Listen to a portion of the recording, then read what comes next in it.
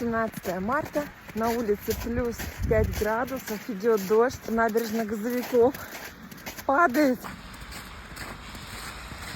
Вообще жесть. В лужах очень хорошо видно дождь. Елка. К оживленному переходику.